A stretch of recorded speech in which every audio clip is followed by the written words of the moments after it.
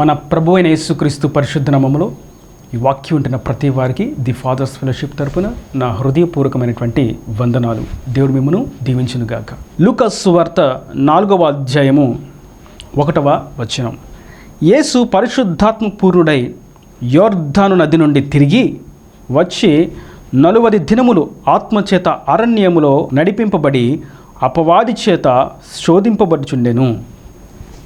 చదివినటువంటి వాక్య భాగంలో ప్రభు పరిశుద్ధాత్మ పూర్ణుడిగా ఆత్మాభిషేకంతో ఆత్మ నడిపింపుతో ఎక్కడికి వెళ్ళారని చూస్తున్నాం? అరణ్యంలోనికి. సాధారణంగా అరణ్యంలో ఉండేటువంటి బ్రతుకంటే ఎవరికి ఇష్టం ఉండదు. అరణ్య జీవితం అంటే కారుణ్యమైనటువంటి జీవితం, కానరాని జీవితం, చీకటమయమైనటువంటి జీవితం, ఎన్నో అవసరతలు ఉన్నప్పటికీ ఒక్కడు కూడా తీర్చబడనటువంటి అనుభవం అని అరణ్యమైనటువంటి మార్గం ఎవరికి ఇష్టం ఉండదు. కానీ పరిశుద్ధాత్ముడు తెలియజేసినటువంటి ఒక శ్రేష్టమైనటువంటి విషయం, మనం పరిశుద్ధాత్మను పొందుకున్నప్పుడు, మన దేవుని నడిపింపులో ఉన్నప్పుడు, దేవుని రాజ్యానికి వారసులం అయ్యేటువంటి సర్వసత్యమును నడుస్తూ ఉన్నప్పుడు మనం వెళ్ళేటువంటి మార్గం ఏ విధంగా ఉంటుందని వాక్యం సెలవిస్తుందంటే అరణ్యమైనటువంటి మార్గం, అరణ్య త్రోవ. ఇది క్రైస్తవుని యొక్క నిజమైనటువంటి త్రోవ. క్రీస్తును అంగీకరించగానే రెడ్ కార్పెట్ వేసి పూల బాటలో కావాల్సినవన్నీ నోటి దగ్గరికి, కావాల్సినవన్నీ కాళ్ళ దగ్గరకు వస్తాయి అని అనుకోవడం బుద్ధిహీనత.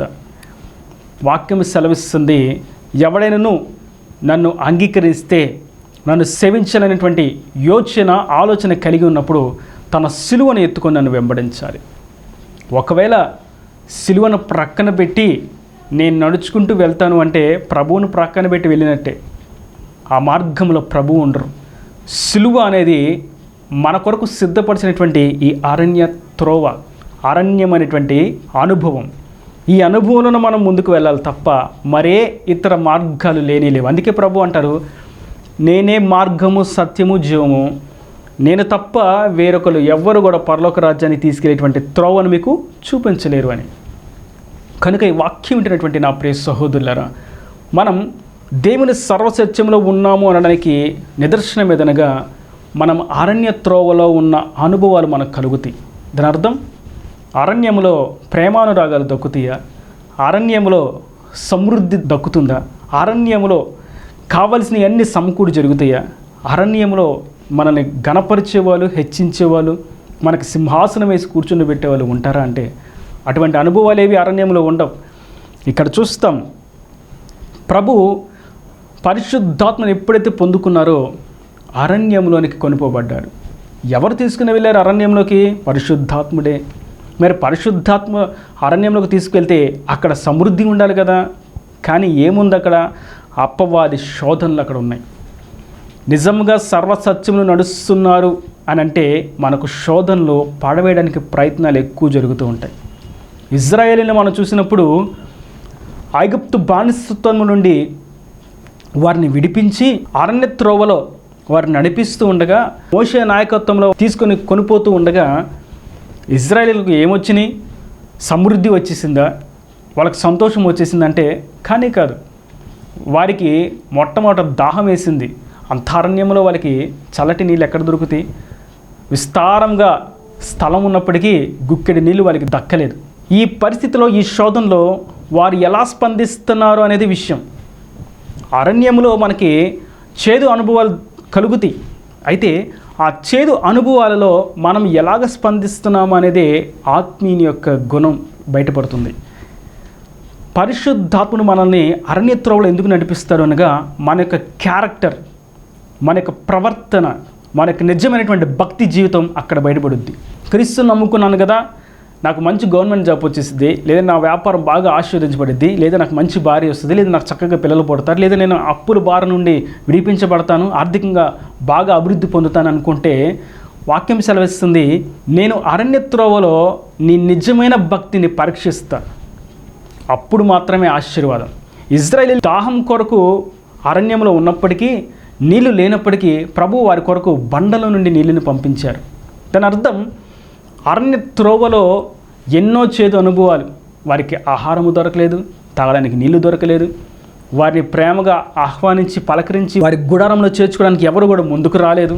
అందరూ కూడా మా త్రోవలో వెళ్ళొద్దు, అటు ప్రక్క నుండి వెళ్ళండి, ఇటు ప్రక్క నుండి వెళ్ళండి, మేము ఇక్కడ అడ్డుగా ఉన్నాం, మమ్మల్ని మీరు దాటిపోలేరని ఎదురు తిరిగిన వారే తప్ప ఎవరు వారిని హక్కుని చేర్చుకున్నారు?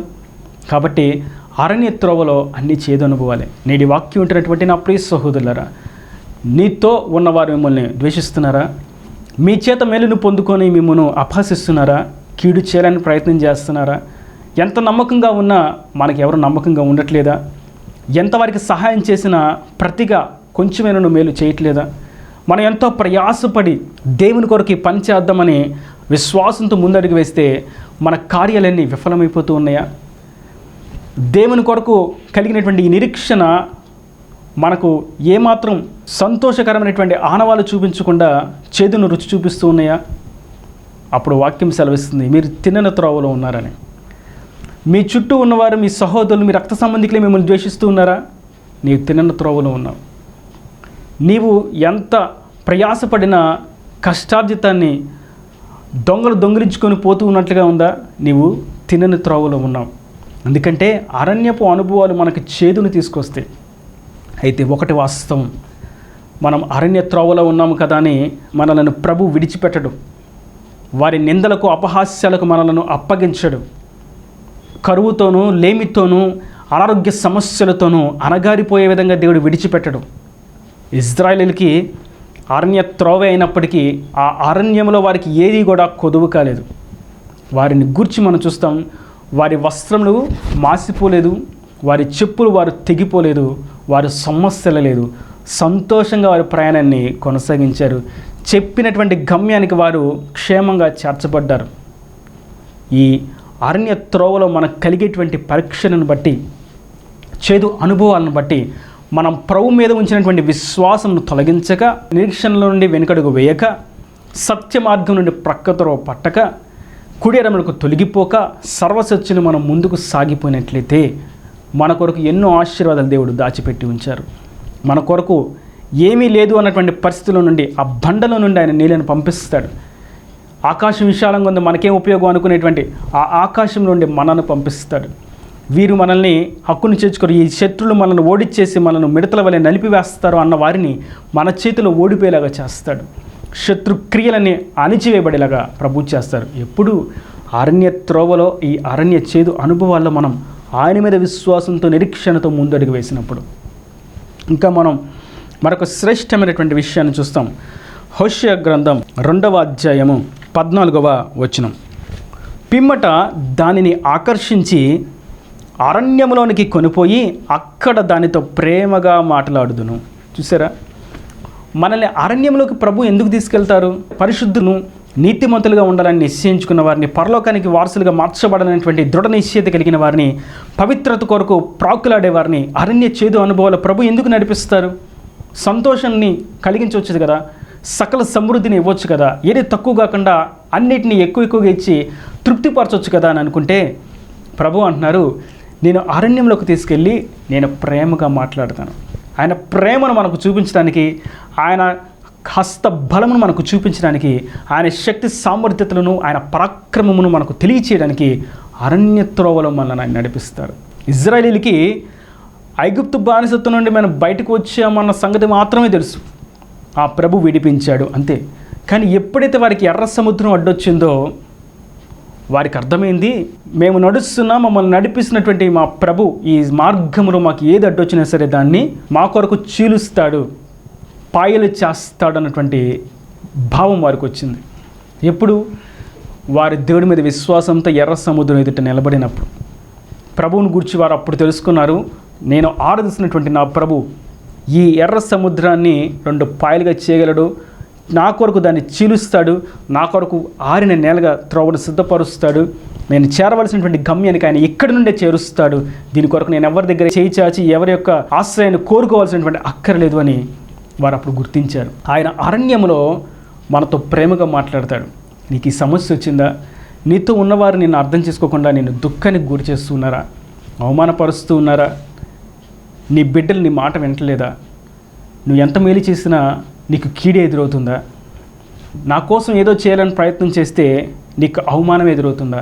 నేనున్నాను, నా ప్రేమను నీకు కనపరుస్తాను, నేనేమి చేయగలను మీకు చూపిస్తాను, నా హస్తబలం అంతా చూపిస్తాను ఆ పరాక్రమం మీ కొరకు చూపిస్తాను అని ఆయన అరణ్యంలో మనకు తన ప్రేమను చూపిస్తారు. ఇంకా వారి ఎర్ర సముద్రం దాటిన తర్వాత వారికి దాహం వేస్తే అప్పటి వరకు వారికి తెలియదు ప్రభు బండలో నుండి కూడా నీళ్ళు ఇస్తారు అని. వారు అనుకున్నారు మాకు నీళ్ళు లేవని బాధలో ఉన్నారు. కానీ అరణ్యంలో ఆయన మీద వారు విశ్వాసం ఉంచి ఆయన కొరకు కనిపెట్టుకుని ఆయన నడిపిస్తున్నటువంటి మార్గంలో ముందుకు సాగిపోతూ ఉన్నారు కనుక వారి కొరకు బండల నుండి ప్రభు నీళ్ళని రప్పించారు. వాళ్ళకప్పుడు తెలిసింది నేను ఆరాధిస్తున్నటువంటి ప్రభు బండల నుండి కూడా నీళ్ళను నా కొరకు పంపించగలడు. వారికి ఆకలేసింది, ఆకాశం నుండి మనాను కురిపించాడు. వారికి అప్పుడు తెలిసింది నేను ఆరాధిస్తున్నటువంటి మేము విశ్వసించినటువంటి శక్తి కలిగినటువంటి సర్వోన్నతుడు మా కోసం ఆకాశవాక్యాలు విప్పి సమృద్ధి కలిగినటువంటి ఆహారాన్ని ఇచ్చి మమ్మల్ని తృప్తిపరుస్తాడు అని. కనుక నేటి వాక్యం ఉంటున్నటువంటి నా ప్రియ సహోదరులరా, మనం నిశ్చయంగా పరిశుద్ధాత్మను పొందుకున్నప్పుడు చేదు అనుభవాలు మనకు కలుగుతాయి. క్రైస్తవుని యొక్క మార్గం పూలబాట కానే కాదు. ఎప్పటికప్పుడు శత్రు యొక్క తంత్రాలతోనూ వాడి ఉచ్చులతోనూ వాడి కుయుక్తులతోనూ కూడి ఉన్నది. దానిని మనం ఛేదించుకుంటూ ఎప్పటికప్పుడు దాన్ని దాటుకుంటూ జయిస్తూ అధిరోహిస్తూ మనం ముందుకు సాగవలసిన వారమై ఉన్నాము. దానికి శక్తిని, కృపను, సహాయాన్ని, దయను, కాపుదలను, బలమును, ఆధిపత్యమును, అధికారాన్ని ప్రభువే ఇస్తారు. ఇజ్రాయేల్ వల్ల ఏమి చేతనవును? బండలో నుండి నీళ్ళు తీసుకోగలుగుతారా? ఆకలి కొరకు ఆకాశం నుండి వాళ్ళు ఆహారాన్ని తెప్పించుకోగలుగుతారా? ఎర్ర సముద్రాన్ని దాటగలుగుతారా? ఏది చేయలేరు. కానీ దేవుడు వారి కొరకు చేశాడు. కనుక ఆయన కొరకు సర్వసత్యను నడుస్తున్నప్పుడు మన కొరకు ఆయన సమస్తమును సిద్ధపరుస్తాడు. ప్రేమగా మనతో మాట్లాడతాడు. ఆయన ప్రేమను మనకు చూపిస్తాడు. ఒకవేళ నాకు ఈ అరణ్య మార్గం వద్దు, నాకు ఈ పరిశుద్ధాత్మ అనుభవం వద్దు అంటే సాతాను వాళ్ళని తప్పు త్రోవలో, నరకానికి వెళ్ళే త్రోవలో నడిపిస్తాడు. కనుక మనం పరిశుద్ధాత్మను పొందుకున్న తర్వాత మనకు కలిగేటువంటి అనుభవం కొంచెం ఆత్మీయతలో శ్రమలకు గురి చేసే విధంగా, దుఃఖానికి గురి చేసే విధంగా ఉంటుంది. మీకు ఇంకో విషయాన్ని గుర్తు చేస్తా. మనం సాధారణంగా ప్రార్థన చేస్తాం సంతోషంగా ఉన్నప్పుడు, లేదా అవసరాల నిమిత్తం, అక్కర్ల నిమిత్తం. అదే ఒక భారం మన మీద ఉన్నప్పుడు, ఒక ఒత్తిడి మన మీద ఉన్నప్పుడు, లేదా ఒక సమస్య మన ఎదుట ఉన్నప్పుడు మనల్ని నిలువరనీయకుండా పడవేసే విధంగా దుఃఖానికి గురి చేసేటువంటి అంధకారమైనటువంటి, బరువుతో కూడినటువంటి, భారభరితమైనటువంటి సమస్య మన ఎదుట ఉన్నప్పుడు మనం ఎలా ప్రార్థన చేస్తాం? నిశ్చయంగా మనం కన్నీటితో ప్రార్థన చేస్తాం, ఉపవసించి ప్రార్థన చేస్తాం, పట్టుదల కలిగి ప్రార్థన చేస్తాం. ఆయన సహాయం పొందుకునేదాకా నేను ఈ ప్రార్థన ఆపన ఉన్నట్లుగా ప్రార్థన చేస్తాం. ప్రభు కోరుకునేది అదే. మనతో ప్రేమగా మాట్లాడడం అంటే మనలను శక్తివంతమైనటువంటి క్రైస్తవులుగా తీర్చిదిద్దడానికే. ఇజ్రాయేల్ గురించి మనం మరొక విషయాన్ని చూస్తాం. వారు బానిసత్వం నుండి బయటకు వచ్చినప్పుడు ఫరోను చూసి, సైన్యమును చూసి భయపడ్డారు. కానీ వారి యొక్క ముగింపుకు వచ్చేసరికి కనాలలో ఉన్నటువంటి నెఫీలీలను చూసి, వారి ఉన్నత దేహాలను చూసి వీరు భయపడక కనానులకు ప్రవేశించి వారిని తుత్తినీలుగా ఓడించారు. దాని అర్థం పిరికిగా ఉన్నటువంటి వారు దేవుని మార్గమును నడుస్తూ, అరణ్య త్రోవలు నడుస్తూ ధైర్యవంతమైనటువంటి, సాహసభరితమైనటువంటి, పరాక్రమం కలిగినటువంటి, శక్తివంతమైనటువంటి దేవుని విశ్వాసులుగా తీర్చిదిద్దబడ్డారు. సులువుగా శత్రువును ఓడించారు. మనము కూడా ఈ అరణ్య మార్గంలో చేదు అనుభవంలో నడుస్తూ ఉన్నప్పుడు మనకు కావాల్సిన ఎప్పటికప్పుడు ఆయన సమకూర్చడం మటుకు కాదు, కానీ శత్రు బలం మీద మనకు అధికారం ఇచ్చి శత్రువును ఓడించి తుత్తునిలుగా చేసేటువంటి సామర్థ్యతను మనకు ఇస్తాడు. ఈ అరణ్య అనుభవం ఎంతో మేలైనది. మనల్ని నడిపించే, మనల్ని రక్షించే మన విమోచకుడు, మన రక్షణకర్త అయినటువంటి ప్రభువే అరణ్యంలో నడిచినప్పుడు మనమే పట్టివారం. నా త్రోవ తిన్నగా ఉండాలి, నా త్రోవలో సంతోషం ఉండాలి, నా త్రోవలో అంత సువాసన ఉండాలి, నా త్రోవలో పూలు ఉండాలి అని అనుకుంటే అది బుద్ధిహీనమైనటువంటి ప్రార్థన. యోబు సంగతి కూడా మనం యోచించినట్లయితే యోబు అరణ్యంలో కొనుపోబడేటువంటి సమయం వచ్చింది. సాతాను చేత శోధించబడ్డాడు. తన సంపదను కోల్పోయాడు, తన స్వాస్థ్యమును కోల్పోయాడు, తనకు సంపాదించినటువంటి యావత్ మొత్తం సమస్తమును కోల్పోయాడు. ఒక్కడే మిగిలిపోయాడు. సత్యములకు ప్రోత్సాహపరచలేనటువంటి భార్య, అటువంటి శోధకురాలతో ఒక్కడే మిగిలిపోయాడు.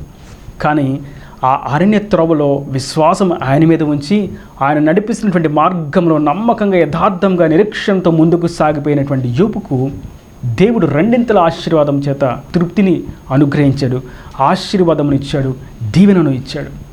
కనుక నేడు ఈ వాక్యం ఉంటున్నటువంటి నా ప్రియ సహోదరులారా, పరిశుద్ధాత్మ పొందుకుంటే ఏం జరుగుతుంది అనేటువంటి ప్రశ్నలో మనకు మొట్టమొదట కనిపించేటువంటి అనుభవం, చాలా అనుభవాలు ఉన్నాయి. సమయానుకూలంగా రాబో దినాల్లో మనం వాటిని చూద్దాం. మొట్టమొదటిగా మనకు పరిశుద్ధాత్మ పొందుకున్నప్పుడు మన మార్గం అరణ్య మార్గం అని గుర్తించాలి. ఈ అరణ్య మార్గంలో చేదు అనుభవాలు ఉంటాయి, శ్రమలు, శోధనలు వస్తాయి. అవి మనలో ఉన్నటువంటి సామర్థ్యతను మనం పవిత్రతలను, పరిశుద్ధతలను, సంపూర్ణతకు సాగిపోయేటువంటి మార్గంలోకి నడిపించడానికి, ఆ విధంగా తీర్చిదిద్దడానికి క్రీస్తుకు సరిపోయేటువంటి సమరూపమైనటువంటి వధువు సంఘంగా సిద్ధపరచబడడానికి, అంతకుమించి మరొకటి కానే కాదు. మనం అరణ్యంలోకి వెళ్ళి సమస్తం కోల్పోవాలని, మనం అరణ్యంలోకి వెళ్ళి మనం నష్టపోవాలని, ఆరోగ్యం కోల్పోవాలని, ఆకలితోనూ దాహంతోనూ దప్పికతోనూ జీవితాన్ని చాలించాలని ఆయనకు ఉద్దేశం కానే కాదు. మనం అంతకంతకు వర్ధిల్లాలనే ఆయన యొక్క ఉద్దేశం. ఇక్కడ ప్రభువుని గూర్చి మనం చూస్తాం. ఆత్మచేత అరణ్యంలో నడిపించబడి అపవాది చేత శోధింపబడుచుండెను. అపవాది చేత శోధనలు ఉంటాయనే సంగతి ప్రభువుకు తెలుసు. మనం కూడా నేను గుర్తించాలి. క్రీస్తు నమ్ముకుంటే శోధనలు, శ్రమలు ఎలా వస్తాయి అనేటువంటి ప్రశ్న మనకు రావాలి. చూస్తాం ఆ విషయాన్ని కూడా. మనం క్రీస్తును నమ్ముకోగానే మన ఎదుట ప్రభు ఒక శ్రేష్టమైనటువంటి పాఠ్యాన్ని పెడతాడు. అదేదనగా దేవుని ఆజ్ఞ. ఈ ఆజ్ఞను మనం పట్టుకున్నప్పుడు దానిలో పరిశుద్ధతను గురించి, పవిత్రతను గురించి, సమర్పణను గురించి, ఆరాధన గురించి, నిష్కలంకమైనటువంటి జీవితం గురించి ఉంటుంది. మిగిలిన వారికి ఉండవుగా. వారు ఎలా కావంటే వారికి అన్ని త్రోవలు ఉంటాయి. పాపం చేయడానికి ఎన్నో త్రోవలు, కానీ పరిశుద్ధత కొరకు ఒకటే మార్గం. కాబట్టి మనకి శోధన ఎలా వస్తుంది? ఈ అరణ్య త్రోవలో. ఈ అరణ్య త్రోవలో పరిశుద్ధంగా ఉండాలని మొట్టమొదట ఒక శ్రమ వస్తుంది. పరిశుద్ధంగా ఉండాలంటే కష్టమే. చాలా వయసు మీద పడిన తర్వాత ఇక కాటికి కాలు చాపుదాం, సమాధిలోకి వెళ్ళిపోదాం అన్న సమయంలో, జీవితం లేదు అనుకున్న సమయంలో అప్పుడు రక్షణ తీసుకుంటే బాగుంటుంది నాయన, యవ్వన కాలంలో నీకెందుకు అని అంటారు. ఎందుకని? ఆ శ్రమలు, శోధనలు తట్టుకోలేవు అని అధైర్యపరుస్తూ ఉంటారు. అంటే వారికి తెలుసు అరణ్య త్రోవ పరిశుద్ధంగా ఉండడం కష్టమని. కానీ పరిశుద్ధంగా ఉండడానికి అడుగు వేస్తే ప్రభు సహాయం చేస్తారన్న సంగతి వారు ఎరుగక బుద్ధిహీనమైనటువంటి సలహాని ఇస్తూ ఉంటారు. పవిత్రంగా, నిజాయితీగా, నిజమే పలకాలి, సత్యం పలకాలి, కనికరం కలిగి ఉండాలి, దయ కలిగి ఉండాలి, భేదము లేకుండా అందరితో ఐక్యమత్యంగా ఉండాలి అనేటువంటి మార్గం కొంచెం ఇరుకుగా ఉంటుంది. ఒక 10 మంది పనిచేసేటువంటి ఒక సంస్థలో సత్యం పలకాలి అనేటువంటి భావం ఒకరు రేకెత్తించినప్పుడు పరిశుద్ధత కొరకు రక్షణ పొందుకునే క్రైస్తవుడు, మిగిలిన వారు నువ్వు అలా సత్యం పలికితే ఎలాగా, మాకు నష్టం కలుగుద్ది, మాతో ఉన్నప్పుడు నువ్వు కూడా అబద్ధం ఆడాలి, అక్కడ మనకు ఒక శోధన, అక్కడ మనకు ఒక శ్రమ, కష్టంగా ఉండిద్ది. మనం నిజం పలుకుదామన్నా సరే నిజం పలకనేమని గొంతులు ఎగసి పడుతూ ఉంటాయి. మరొక సందర్భంలో చదువుకుంటూ వెళ్ళడానికి నేను నిజాయితీగా రాస్తానంటే కుదరదు, మాతో పాటు కొన్ని స్లిప్పులు నువ్వు కూడా తీసుకుని వెళ్ళి మాకు కూడా అందించు, నువ్వు అలా ఉంటే కుదరదు అని శోధనకు గురి చేస్తారు. లేకపోతే నేను మీతో స్నేహం చేయను, లేకపోతే నేను నీతో మాట్లాడను, లేకపోతే ఇక్కడ నుంచి నువ్వు నాతో మాట్లాడొద్దని శోధనకు, శ్రమకు గురి చేస్తారు. పరిశుద్ధంగా ఉండాలంటే కష్టమే. ఇంకొంచెం లోతుకు వెళ్తే మంచి సహవాసం, స్నేహితులు ఉన్నారు. స్నేహితులందరూ మాదక ద్రవ్యాలు తీసుకోవడానికి వెళ్తూ ఉంటే పరిశుద్ధత కొరకు, పవిత్రత కొరకు రక్షణ పొందుకొని నీతి నిజాయితీగా ఉండాలని కంకణం కట్టుకునేటువంటి క్రైస్తవులు అందులో ఉంటే మిగిలిన వారు అంటారు, నువ్వు మాతో పాటు ఆ బార్ షాప్కి రావాలి, మాతో పాటు మాదక ద్రవ్యాలు తీసుకోవాలి, అప్పుడే నువ్వు నా స్నేహితుడు, లేకపోతే నీతో నేను స్నేహం చేయను. మమ్మల్ని ప్రేమిస్తున్నావని, మాతో నువ్వు నమ్మకంగా ఉన్నావని ఎలా తెలుస్తుంది? మాతో పాటు నువ్వు పాలిభాగస్తులు అవుతేనే కదా అని శోధనకి, శ్రమకు గురి చేసేటువంటి అనుభవం కష్టమే. అన్ని కోణాలు, అన్ని స్థితిగతులు అందరితో మనం పరిశుద్ధంగా ఉంటూ, మింగిల్ అవుతూ, అందరినీ కలుపుకుంటూ ముందుకు వెళ్ళడం కష్టమే. కానీ దేవుని కొరకు ఈ అరణ్య త్రోవలో ఆయన నాకు తోడుగా ఉంటాడని గుర్తించి ముందు అడుగు వేసినట్లయితే ఆయన మన కార్యాన్ని సఫలపరుస్తాడు. ఆయన మనకు తోడుగా ఉంటాడు.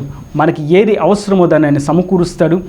దేని విషయంలో ఎలాగ మలుచుకోవాలో, ఎలాగ మసులుకోవాలో సమస్తాన్ని మనకి బోధించి సర్వసత్యంలో నడిపిస్తాడు. చివరకు ఆయనకు కలిగినటువంటి సంపూర్ణతలకు మనం చేర్చి సకల సమృద్ధి కలుగు చేసి సర్వసత్యంలోనూ ఆయన కలిగినటువంటి పరిపూర్ణమైనటువంటి పరిశుద్ధులుగా తీర్చిదిద్ది ఆయన రాజ్యానికి మనలను వారసులుగా చేసుకుంటాడు. కనుక అరణ్య త్రోవ అనేటువంటి అనుభవంలోకి పరిశుద్ధాత్మను పొందుకొని మనం అడుగు పెడదాం.